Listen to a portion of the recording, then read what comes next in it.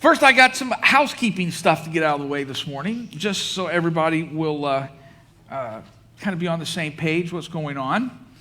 And it's now, you've seen a couple faces now for, this is the third week, and that's Eric and Cecily Pendleton. And I want you to know that starting in August, you'll see them weekly here. And they're going to be... It'll be like a ministry interns for the next year, and there's a plan here behind it, and we're getting to know them and them getting to know us, and we're happy that they're going to be joining us. They're a really wonderful couple, so say welcome.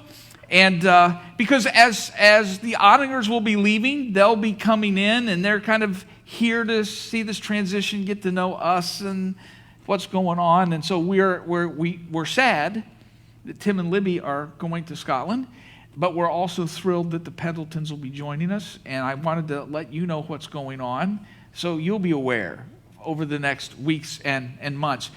Then today, sometimes birdies, little birds, my mom used to say that, little birdies will land on my shoulder and tell me something, and a little birdie landed on my shoulder this morning and told me something that I thought I'd share with everybody else because I like it when we hear good news like this. This week, Jolena passed her nursing boards.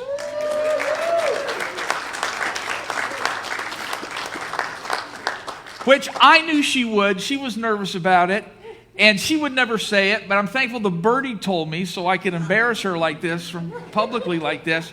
So congratulations, and we're very proud of you. And I'm so happy that this will lead to job opportunities, especially as I'm nearing retirement. And Social Security, I'll need someone paying in the system. So it all works good that way. Congratulations.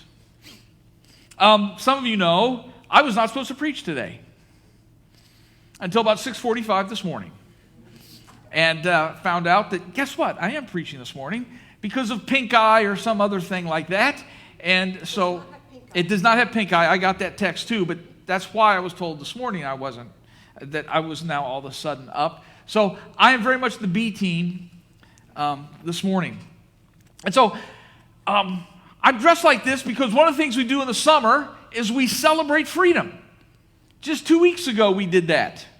As we some of you went on picnics and parades and went to see fireworks in the evening, and all the things that we normally do. And we celebrate freedom. Happens every single summer. So I thought I'd read out of Galatians this morning. Galatians chapter 5. And I'll read the first verse of Galatians, and then my main text will be after that. Galatians 5. Would you stand as we read God's word together? First verse of Galatians 5 says, "It is for freedom that Christ has set us free. So stand firm then, and do not let yourselves be burdened by a yoke of slavery." Verse 13, "You, my brothers and sisters, were called to be free, but do not use your freedom to indulge the flesh. Rather serve one another humbly in love. For the entire law is fulfilled in keeping this one command, love your neighbors yourself. If you bite and devour each other, watch out, or you will be destroyed by each other. So I say, walk by the Spirit, and you will not gratify the desires of the flesh. For the flesh desires what is contrary to the Spirit, and the Spirit what is contrary to the flesh. They're in conflict with each other, so that you do not do whatever you want. But if you are led by the Spirit, you are not under the law." You may be seated. I'm wearing my red, white, and blue shirt today. It's very much a 4th of July shirt for me, and I love freedom. It is a blessing that we are largely free to pursue our interests and the things that we enjoy and love. I am thankful that I get to live in my house. I get to live in Michelle's house on my property. We live at a time and a place where all of us are told from quite a young age, and this is still relatively unique in the world, that you can do whatever you want. The fact that your father was a printer doesn't mean that I have to be a printer. Or that your mom was a teacher doesn't mean that you have to be a teacher. We almost have this innate expectation that whatever my interests are, my talents are, that's the thing that I can pursue.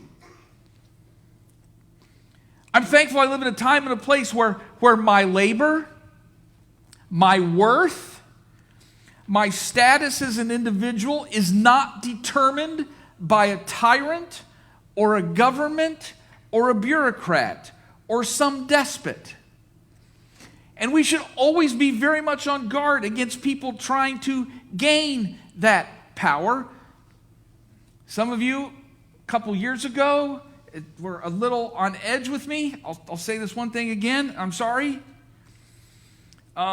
We lived through a time a few years ago where people were telling us what your worth is.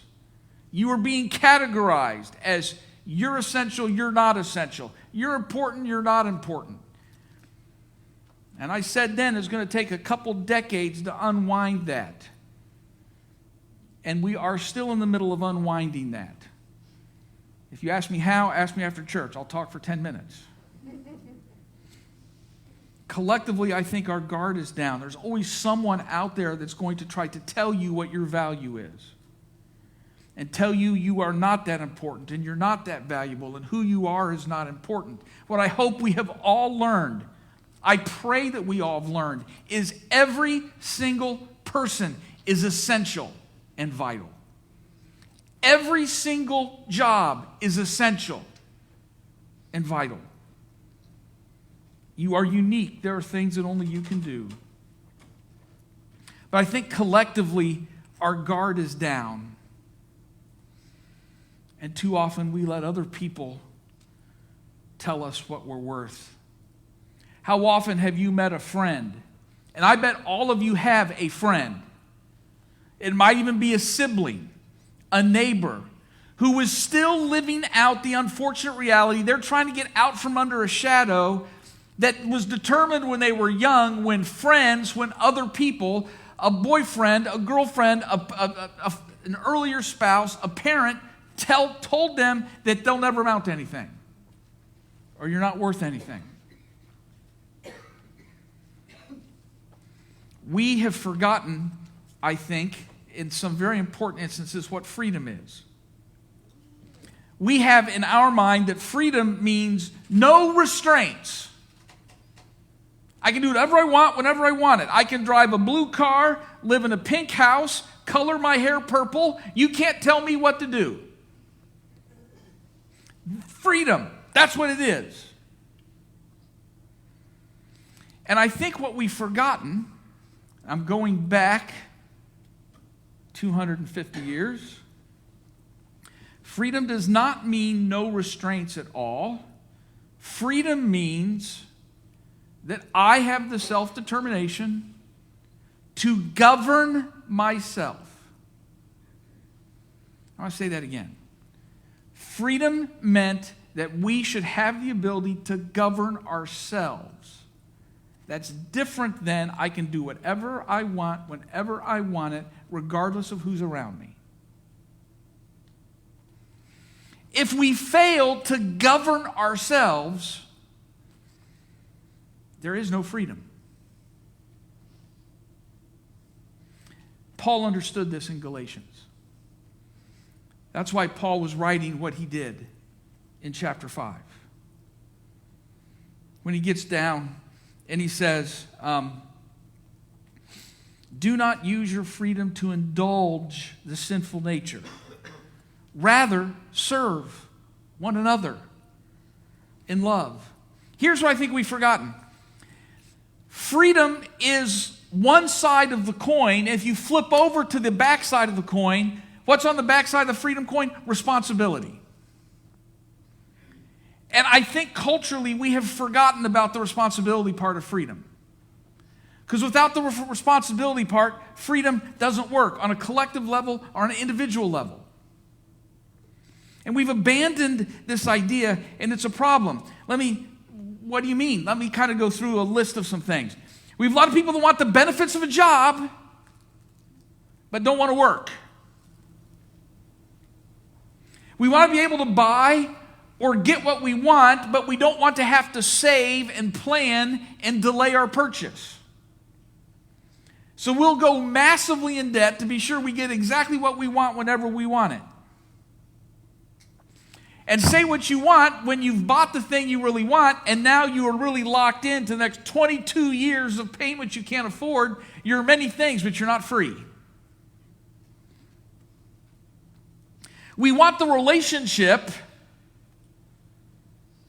but we don't want to have to present ourselves as worthy. We want all the benefits and the ease of living in a modern culture that's where a lot of things are right at the tip of our fingers. But I don't want to clean the sewer or service the machines or lay the bricks or clean the gook out. Some of you I know are like this. It's back on now. One of my favorite shows I'll watch occasionally when it's on is Dirty Jobs. And you look at what people do. They're forgotten about. So some basic things that we take for granted can happen every day.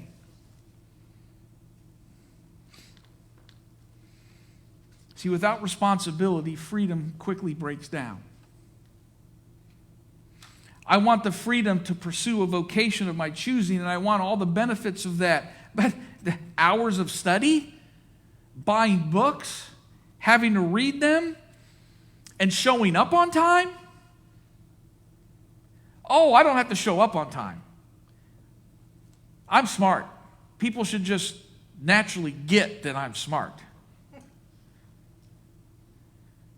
Well, if the first year you can't show up, I can't trust you. We want the freedom, but we don't want the responsibility. We even have curious and really tragic trends that are growing in our culture. We have this weird thing going on right now at the edges. If you don't know about it or don't see it, I think that's great and it's fantastic, and I applaud that you don't know about it.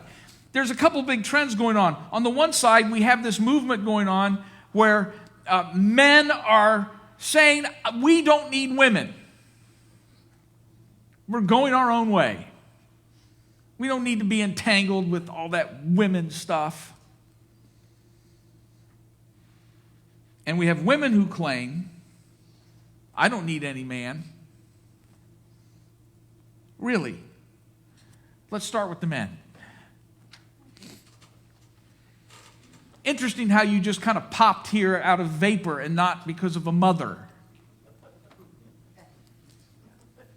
who took care of you and nurtured you and cleaned you and all the things that happen. Everybody knows what it's like being around a 10, 11-year-old boy. I don't need to shower, Mom. I just took one last week. You know what it's like to be in a house? And I don't know what it is. You who have been parents, you'll understand this. It's sometime around 11, 12. It's a little different. There's literally a Tuesday where your son can go outside and play baseball and run around and everything's fine. And he comes in the house and all is good. And then literally 2 days later on a Thursday, the very same thing happens. He goes outside. He's running around. Does the same thing he did on Tuesday. Comes back in the house and stinks to high heaven.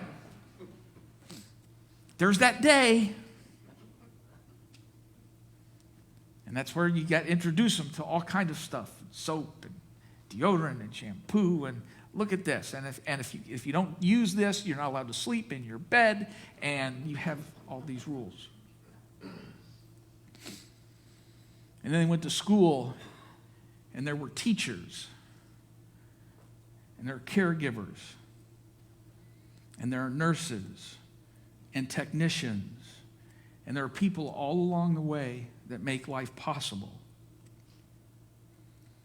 And yes, I suppose on some level, that if I had no woman connected to my life, I could probably at some level have a house and I could live in it, but I'm telling you, my sheets would not smell near as clean, It would not be near as orderly and near as pleasant.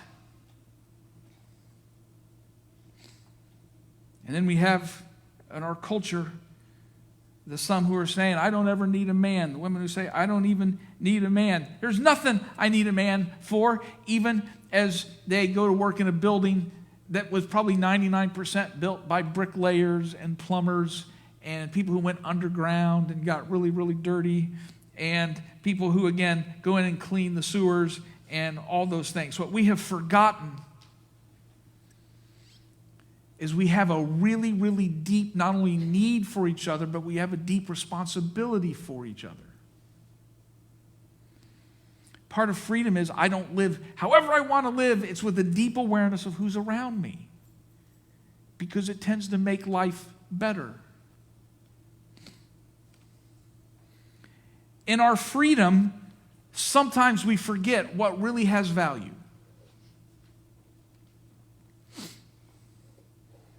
And here's the thing. As much as I love freedom, and I do love freedom,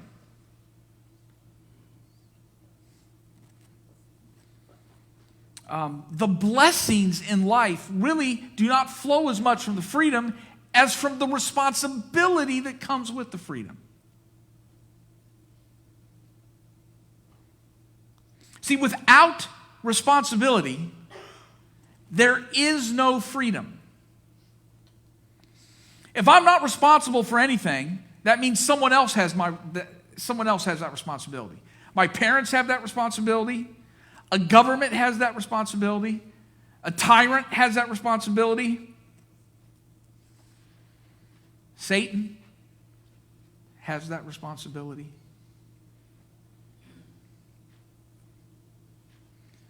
See, it's not really the degree, the piece of paper that means anything, that means I'm qualified. It's the study that goes behind it.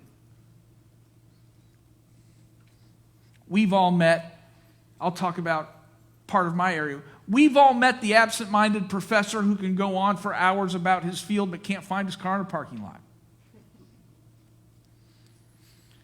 We've all met the boss that somehow has a degree but isn't qualified to have the position.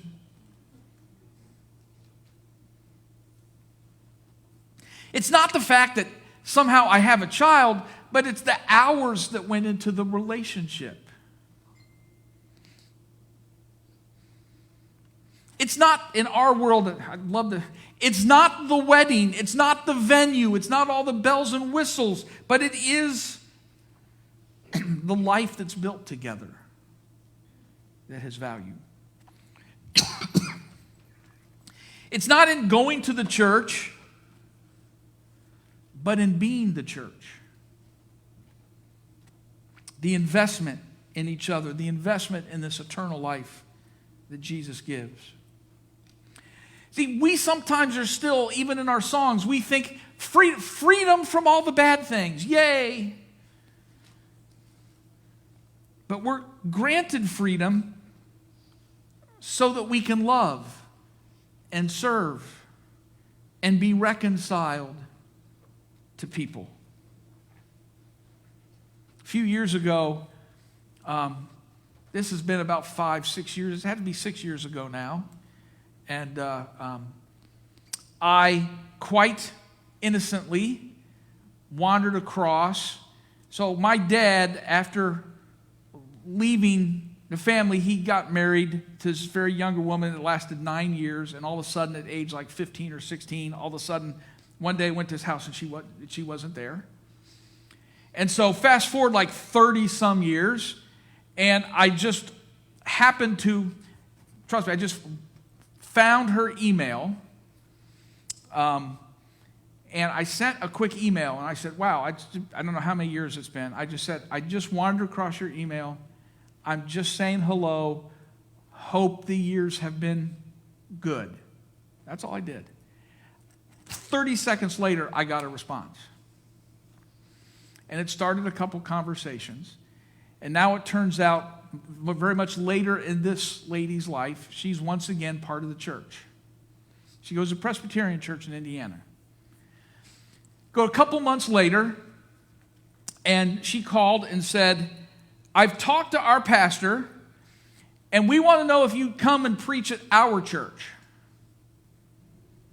And I said, does your pastor know I'm not Presbyterian? Does your pastor know I don't want to be Presbyterian? And that's fine. And I said, okay, I'm going to respect everything, but I'm just wanting you to know that.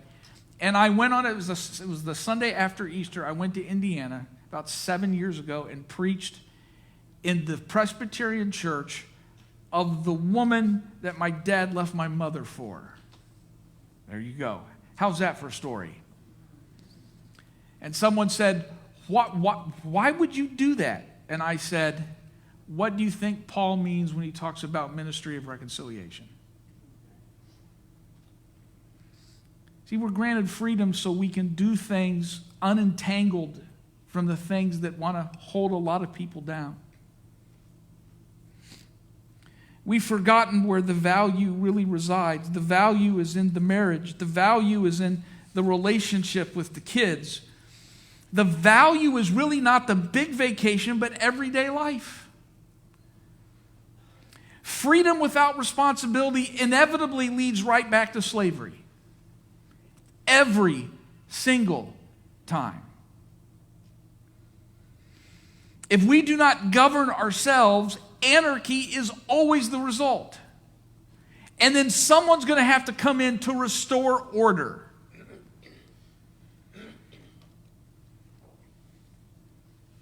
That's where tyrants come from. If we do not govern ourselves personally, then slavery to a host of things is the result. We know people that are slaves to alcohol, slaves to serial relationships, slaves to a bunch of things.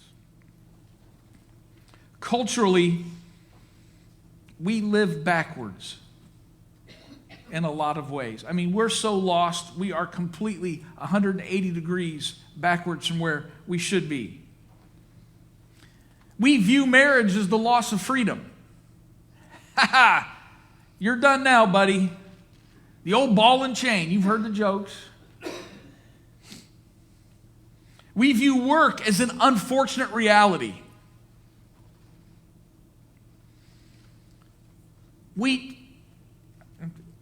I hope I expressed this correctly, because this gives someone a chance to misunderstand me.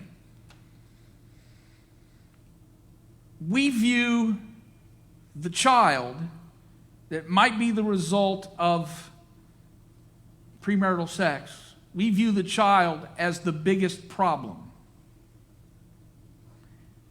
And I've met literally hundreds of people who would say, I would live my life differently now.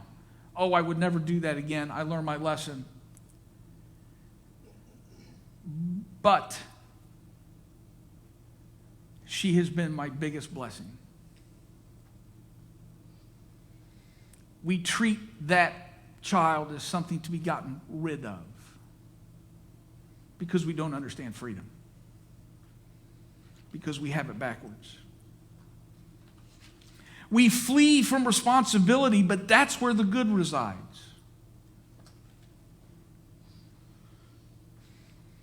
When you get to a point in life when you're looking back, you have an adult child, when you're looking back at a lot of years of marriage, when you're doing a lot of things, it's not all the fun. You also look back at the sicknesses and the changed diapers and the trials, and there's something that happens with a life that's built and a life that's lived is where the value is. Our previous home, we lived for 23 years. It was our starter home. We're going to live there for 5 years and then move on. We lived there for 23 years. And the last night we were there, everything was already in the truck. Everything was in the truck, but there was this one little pile. I think it was everything could like fit into a wastebasket was in there, and I was going to throw that in the truck. And Michelle was in the house, vacuuming the last little bit of the house before we left. And I went out to the truck, and I had to put the thing up and find a place for it to get it all fit. It was a giant Jenga machine, trying to get it to fit in there. And I came back in there, and I came back in the house, And somewhere between me leaving the house to go to the truck and coming back into the house, my wife, who was vacuuming, all of a sudden had lost it, just emotionally. Because I came back in, I figured that was what would happen. I came back in, and she goes, at every corner I see our kids, kind of thing. That's kind of what we're talking about. But culturally, we've thrown off anything that we think is constraining. Kids constrain. Marriage constrains. Faith constrains. And yet, always when we're left to our own devices, it always leads to slavery. I've seen it many times. Someone with a troubled life comes to Christ and all of a sudden is delivered from that, and a new sense of freedom is the result. Freedom from the things which were impacting them. And we enjoy the freedom and we love the weight being lifted, even at the same time as we shrink away from a life and from obedience and faithfulness. But see, that's just a starting point. We're given the freedom not to serve our own interests so I can do whatever I want, whenever I want it, everybody else, who cares how it impacts them. But we're given freedom so that we can love like not before. So we can serve without anything hindering us. So that we can be reconciled with boldness. And so that we can live a life not governed by the things that actually take away freedom. And so while I celebrate freedom, I think I've learned in life I celebrate a biblical idea of freedom, which does not take away my responsibility, but actually enables me and empowers me to serve and love and be Jesus Christ.